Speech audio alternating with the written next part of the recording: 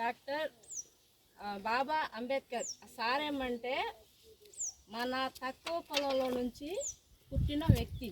మొట్టమొదటిగా మన పేదవాళ్ళలో కల్లా చదువుకొని అనేక కష్టాలు పడి వాళ్ళ అమ్మ నాన్న కట్లు కొట్టుకునేవాళ్ళు. అలాంటప్పుడు అతన్ని మన దేశంలో అంటే ఉన్న రైతులందరూ నువ్వు మా ఏరియాలోకి రాకూడదు, పక్కన ఉండాలి, నువ్వు అగ్ర కులాలకు చెందిన వాడివి, నువ్వు జనాల్లో తిరగకూడదు అని చెప్పేసి అతన్ని బహిష్కరించేశారనమాట, నెట్టేశారు బయటికి. ఆ సిచ్యువేషన్లో అతను గుర్తుపెట్టుకొని ఇలా ఎందుకు మమ్మల్ని తీసేస్తున్నారు, కాబట్టి నేను చదువుకొని, అంటే ఆయన చదివిన చిన్న చదువు కాదు, ఫస్ట్ లాయర్గా చదివి ఇంకా అతను అనేక విదేశాలకు వెళ్ళి ఆయనకి రాని భాష లేదు. మన రాజ్యాంగాన్ని ప్రపంచంలో అంటే ఆయన పుణ్యమే. ఆయన బాగా గుర్తుపెట్టుకోండి.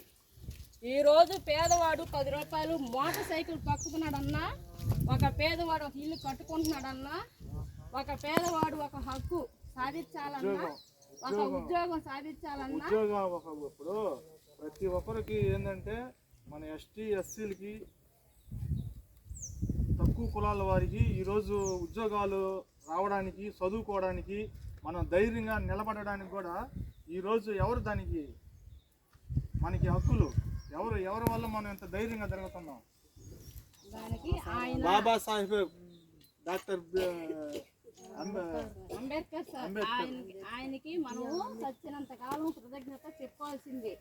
ఎందుకంటే అతను రాసిన రాజ్యాంగాన్ని ప్రపంచం అంతటా తిప్పి ప్రతి ఒక్క అధికారి చేత ఈరోజు దండం పెట్టించేంతగా చేసిండంటే అంత మార్పును తీసుకొచ్చాడు మన రాజ్యాన్ని. అంటే మేము చదివే చదువు కానీ, ఈ పిల్లలు చదివే చదువులు కానీ అవన్నీ అతను రాసింది.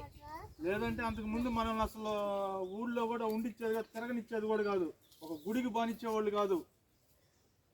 కనీసం మన వాళ్ళు స్కూల్కి కూడా పోయేదానికిలా, అంటే మన తక్కువ యానాది పిల్లలు అంటే స్కూల్లోకి పోయేదానికిలా, గుడికి పోయేదానికిలా, వాళ్ళ దారిలో కూడా నడిచేదానికి లేదనమాట.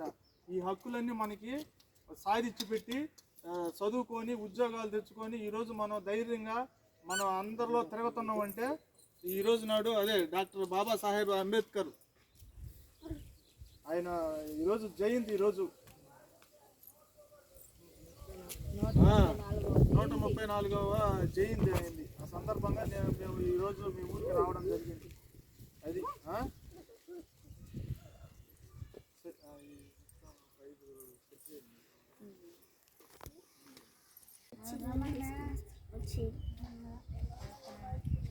అప్ని